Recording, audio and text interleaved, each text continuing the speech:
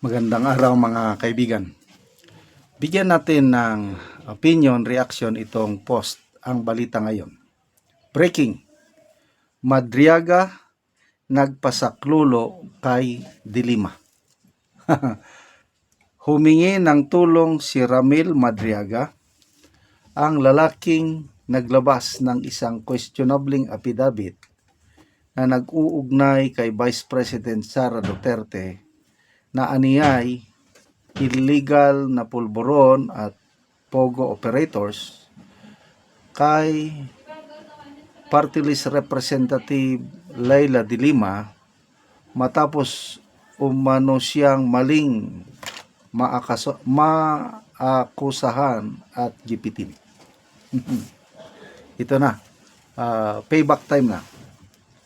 Sa isang liham na ipinadala kay de Lima, idiniin ni Madriaga si dating presidential spokesperson Harry Roque at inakusahan niya at ang asawa nito na umano'y nasa likod ng pagkakansila ng mga titulo ng lupa sa Maribeles, Bataan. Giit pa niya, pinagbantaan umano ang kanyang buhay kaugnay ng mga isyong ito. Samantala, hindi maikakaila ang pagdududa ng publiko sa mga pahayag ni Madriaga, lalo na matapos lumutang ang ilang inconsistencies sa kanyang testimonya.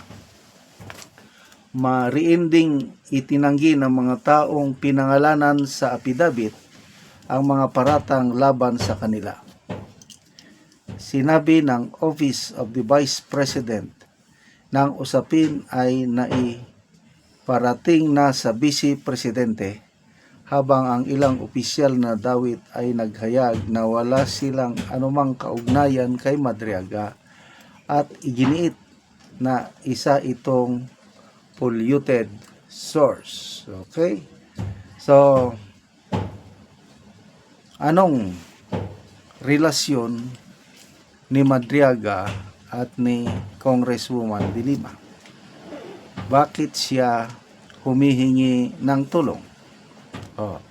Yung unang naipabalita, according to Doc Lorraine Badoy, it was de Lima and Trillanes who frequently visited Madriaga sa BGMP bago lumabas yung kanyang affidavit tungkol yung pagiging pogo bagman niya. So, excuse me. Kung totoo itong liham na ito, kasi hindi naman na ipakita. I doubt kung totoo may liham. Sana sa susunod, maipost din ang balita ngayon, yung liham makita natin. Kaya lang, i-assume lang natin na totoo may liham. Bakit siya ngayon humihingi na ng tulong? Ito, tanong lang ito, speculation lang ito. Hindi kaya ito na yung payback time? Hindi pa kaya ito na yung usapan kapalit ng kanyang testimony o affidavit? Well, these are all speculations, but ito, naklaro na natin ang mga katotohanan. Ano? Pinaparatangan nila, sino ba yung unang nagparatang? Si Ramon Tulfo.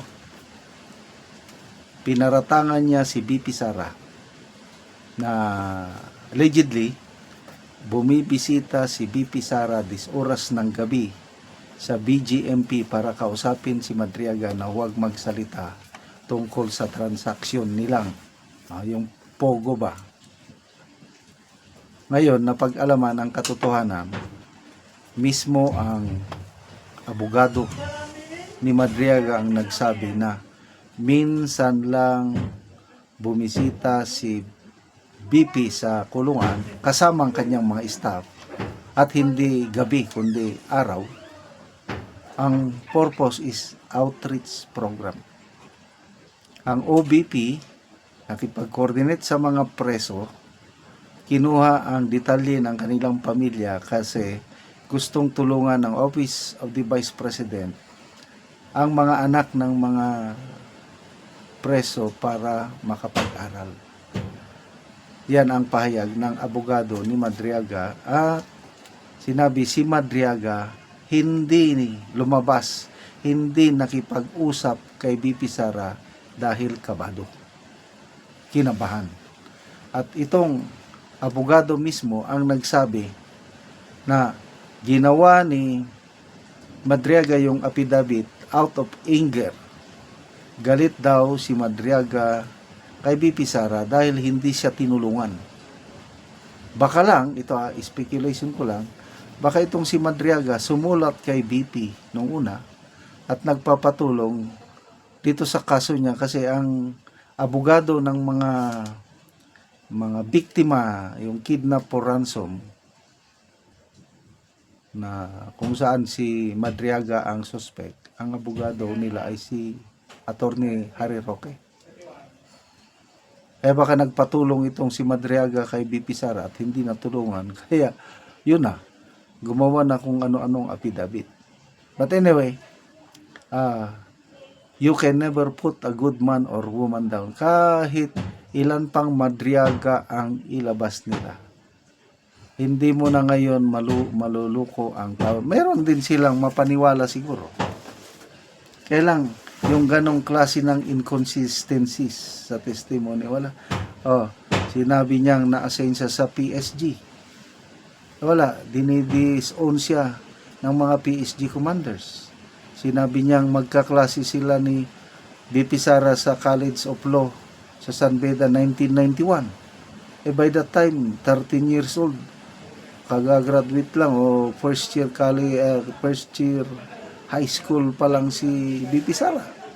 So ang dami, yung perma niya, magkaiba ang perma niya sa affidavit at saka yung mga perma niya sa nauna niyang mga transaksyon. So full of inconsistencies ka na. Kung sino man ang gumawa ng affidavit ay hindi nag-iisip. Sana sa sunod maglabas kayo ng ganyang witness, pasabog, galing-galingan nyo naman para mas exciting. Ito kasi kay Madriaga guys, parang grade 1 lang kung mag-isip. Okay, salamat mga kaibigan sa inyong pagsubaybay sa ating channel. Nakakatulong kayo ng malaki sa tribong Talandig ng Bukidnon dahil ang income natin sa channel na ito is pantulong po sa tribo. Namimigay tayo ng libreng yero at pako para makapagpatayo sila ng mas maayos na tirahan. Panoorin nyo ang video na ito. So mga ka-viewers, live ta karon, ako karon diri sa balay nga makita nimo nga trapa lang ang atop o ang dingding.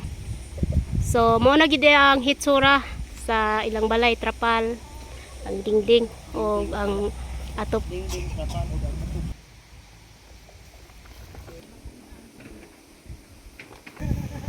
So luoy kayo ang kahimtang sa balay o sa ay tag-iya dito sa sulod. So atong sudlon para ano atong makita. So atong tan-awon si ante. Ayo. Oy. Mayong puntag te. So mo ni ang kahimtang nila ante diri sa sulod. So trapa lang ang ilang atop o apil pod ang ilang dingding. So trapa lang pod ang ilang dingding. So kung muulan, ulanan gid kay sila. So mao pod na ang ilang lutuanan, ilang abuhan. So makita gid nimo nga luoy gid sila. So pila na ni katuig ang inyong balay ante nga sa inyong pagpuyo diri sa inyong balay? Duha na may dere. So duha pa lang ni katuig ang ilang balay ni ante. So trapa lang yod ang ilang dingding o ang ilang atop. So nakay anak te? Na 5. So 5. Estudyante ang duha. So pila na day mong edad te? 41. So 41 na si ante. So asa imong bana day ante? Nakawa lagi. naglakaw. Wala. nangita siya upang ginabuhian. So si ante 5 kabuki ang anak ug mo na ilang balay. So subscribe ta mga ka-viewers ug salamat. Mat kay sa Ginoo nga naara gyud nakadumdum sa among balay na Oo nga matabangan mo. kuan. Sige ante. So, kung saan paningkamot, wa Oo. gyud nga ana ra gyud ang payag balay. Sige ante, salamat.